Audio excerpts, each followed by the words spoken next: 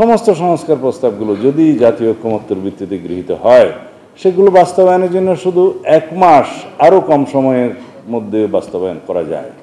এখন অনেকে আমাদেরকে অভিযোগ করেন যে এরা রাষ্ট্র ক্ষমতায় আসার জন্য বিএনপি পাগল হয়ে গিয়েছে, অজনপ্রিয়ভাবে নির্বাচনে ছাড়া যে ক্ষমতায় থাকা খুব বিপজ্জনক, সেটা আমরা বোঝানোর চেষ্টা করেছি। স্মরণ করব ভবিষ্যৎ প্রজন্মের জন্য এই ইতিহাস থেকে শিক্ষা নিয়ে যেন ভবিষ্যতে কেউ অত্যাচারী না হতে পারে, সেরকম একটি শাসন ব্যবস্থা আমাদেরকে কায়েম করতে হবে। অনেকটা শাপলা গণহত্যার মতো হয়েছে যে এখনো পর্যন্ত বের করা যায়নি যে কতজন ওখানে শহীদ হয়েছেন। নির্বাচন সম্পূর্ণ আলাদা বিষয়, বিচার স্বাধীনভাবে চলবে। এই সরকারের পরে যারা সরকার আসবে তাদেরকেও সেটা টেনে নিয়ে যেতে হবে, এবং যতদিন পর্যন্ত জুলাই আগস্টের গণহত্যার নয়, শুধু বিগত 15-16 বছরে যত গুম, খুন, অপহরণ, এক্সট্রা জুডিশিয়াল কিলিং, পুলিশি হেফাজতে মৃত্যু, রাজনৈতিক নির্যাতনে মৃত্যুসহ যত মানবতা বিরোধী অপরাধ সংগঠিত হয়েছে, সেগুলো বিচার করতে গেলে অনেক সময় লাগবে, এবং সেই সময়টা বিচার বিভাগ স্বাধীনভাবে বিচারিক প্রক্রিয়া চালিয়ে যাবে। সুতরাং বিচারের সাথে নির্বাচনের সম্পর্ক সরাসরি এইভাবে কোরিলেট করে অনেকে, সেটা ঠিক হবে না। আর বিচারের জন্য কোনো সীমারেখা, সময়, রোডম্যাপ নির্ধারণ করে দেওয়া ও বিচারের সামিল, কারণ বিচারের দীর্ঘ প্রক্রিয়া আমরা সবাই জানি। না হলে আসামি পক্ষ থেকে অভিযোগ আসবে যে অত্যন্ত দ্রুততার সাথে বিচার প্রক্রিয়া সম্পন্ন হয়েছে, যেন সাজা দেওয়ার জন্যেই বিচার করা হয়েছে, এরকম একটা অভিযোগ আসতে পারে। সুতরাং আমরা বলি যে অ্যাকিউজডকে অ্যাম্পল অপরচুনিটি দিতে হবে, তার নিজেকে নির্দোষ সাব্যস্ত করার সমস্ত সুযোগ দিতে হবে। এইটাই ন্যায় বিচারের প্রক্রিয়া, মানদণ্ড। এখন যদি ম্যাক্সিম আছে যে জাস্টিস হারিড, জাস্টিস বারিড, যেমন জাস্টিস ডিলেড, জাস্টিস ডিফিটেড, এরকম জাস্টিস ডিনাইড এরকম আছে, এটার উল্টাটা হচ্ছে এটা জাস্টিস হারিড, জাস্টিস বারিড। তো সুতরাং ন্যায় বিচার নিশ্চিত করার জন্য আমাদেরকে যথেষ্ট সময় অপেক্ষা করতে হবে। তো সুতরাং বিচার প্রক্রিয়া কেউ কেউ বলে থাকেন যে সমাপ্ত হওয়ার পরেই নির্বাচন চাই, এই বক্তব্যটি সঠিক নয়, এগুলা আমরা খণ্ডন করি। বিচার গত 15-17 বছরের আমাদের কাছে যে খতিয়ান আছে 7,188 মনে হয়, যদি আমি ভুল না করে থাকি এরকম। তবে এই খতিয়ান আমাদেরটাও সঠিক না, এটা আপডেট হচ্ছে রেগুলার। কারণ আমাকে আজকে আইসিটি কোর্টের প্রধান প্রসিকিউটর জানালেন যে এখনও পর্যন্ত ওনাদের কাছে অভিযোগ আছে প্রায় 1000-এর উপরে গুমের অভিযোগ, কিন্তু রেকর্ডের যেগুলো আমরা দেখছি তার মধ্যে দেখা যায় যে এনফোর্সড ডিসঅ্যাপিয়ারেন্সের যে পরিসংখ্যান সেটা 709।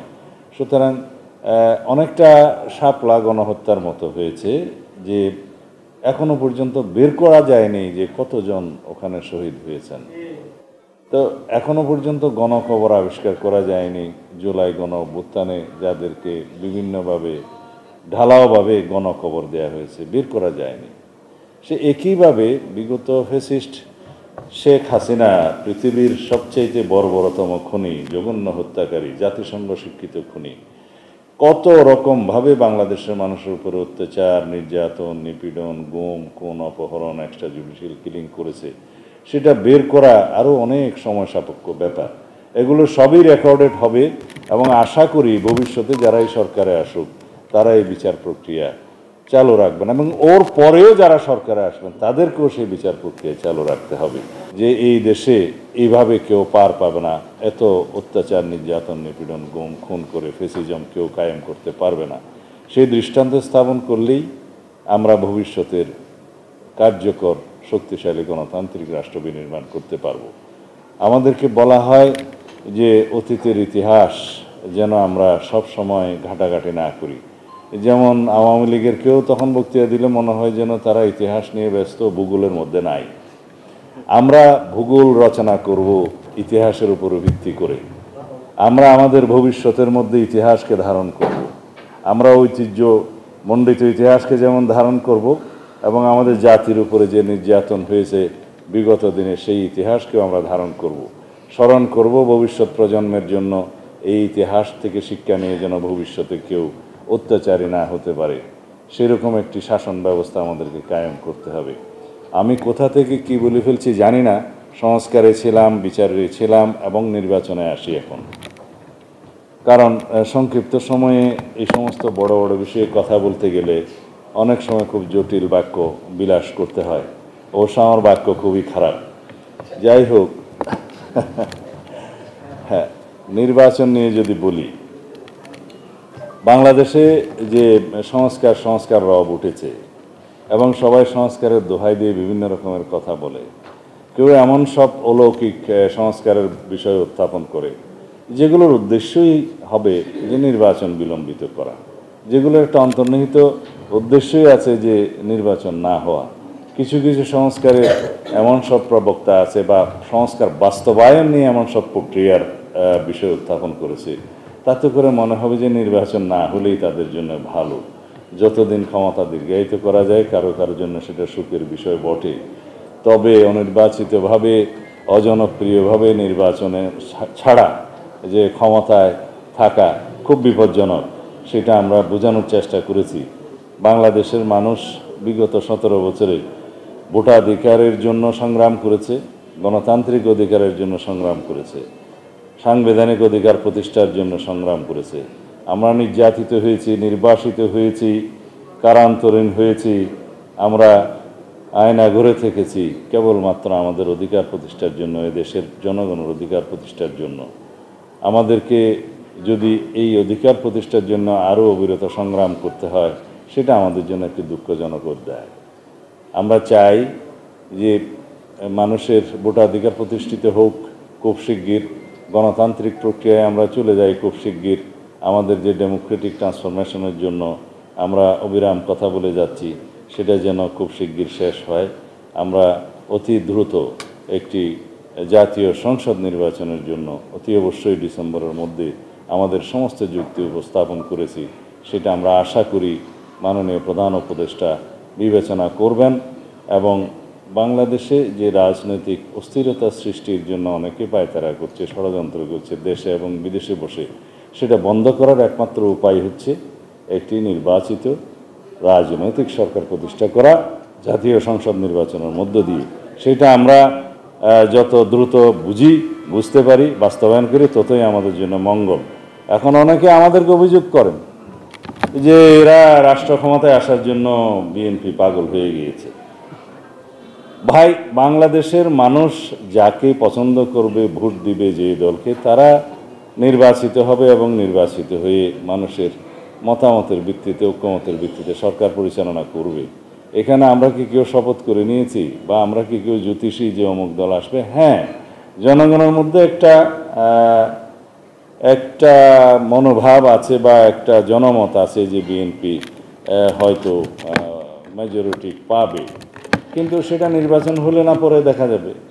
এখন সেই আশঙ্কায় অনেকে যারা নতুন নতুন দল করেছে তাদের মধ্যে একটা ভাবনা এসেছে কিভাবে এখান থেকে তারা নিষ্কৃতি পেতে পারে। কিন্তু গণতন্ত্র যদি আমরা বিশ্বাস করি, আমরা যদি ভোটাধিকারের কথা বলি, আমরা যদি নির্বাচিত রাজনৈতিক সরকার প্রতিষ্ঠা করতে চাই, তাহলে নির্বাচনের তো কোনো বিকল্প নেই। এবং বিশ্ব স্বীকৃত গণতান্ত্রিক পন্থা, রাষ্ট্র পরিচালনার পন্থা, এখনও পর্যন্ত গণতন্ত্রের কোনো বিকল্প নেই। অবশ্য কমিউনিজমের পতন হয়েছে, কোথাও কোথাও মিশ্র কমিউনিজম চলছে, সেটা গণতন্ত্রের বিরুদ্ধে। কোথাও কোথাও হয়তো নর্থ কোরিয়ার মতো শাসন ব্যবস্থা চালু আছে, তারাও অবশ্য Democratic Republic of north Korea বলে, কিন্তু কেন বলে সেটা আল্লাহ মালুম। যাই হোক, আমরা সবাই গণতন্ত্রের পক্ষে, আমরা সবাই ভোটাধিকার প্রতিষ্ঠার জন্য অতি শিগগির নির্বাচনের পক্ষে। আমরা এমন একটি যুক্তি খুঁজে পাই নাই, যে একটিও কারণ নাই যে কারণটা দেখিয়ে ডিসেম্বরের পরে নির্বাচন হওয়া যায়। আমরা গতকালকেও সেই প্রশ্নটা উত্থাপন করেছি যে একটি মাত্র যুক্তিও যদি থাকে সেটা আপনারা উত্থাপন করুন, কেন ডিসেম্বরের পরে নির্বাচন হবে।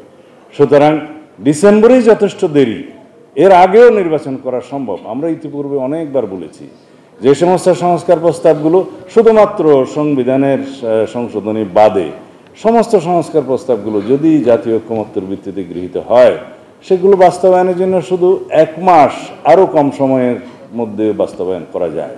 কিছু অর্ডিন্যান্স জারি করতে হবে, বিভিন্ন আইনের ছোটোখাটো সংশোধনী, আর কিছু নির্বাহী আদেশের মধ্য দিয়ে, এমনকি কিছু অফিস আদেশের মধ্য দিয়েও কিছু কিছু সংস্কার পরিপূর্ণ করা যায়। তবে আমাদেরকে চিন্তা করতে হবে আমরা যেন এই সমস্ত বিতর্কের মধ্য দিয়ে আমাদের ফেসিবাদ বিরোধী যে জাতীয় ঐক্য আছে সেটা বিনষ্ট না হয়, এবং এর মধ্যে যেন কোনো ফাটল না ধরে, কোনো গণতান্ত্রিক শক্তিগুলোর মধ্যে যেন বিভেদ সৃষ্টি না হয়, সেটা আমাদের মাথায় রাখতে হবে।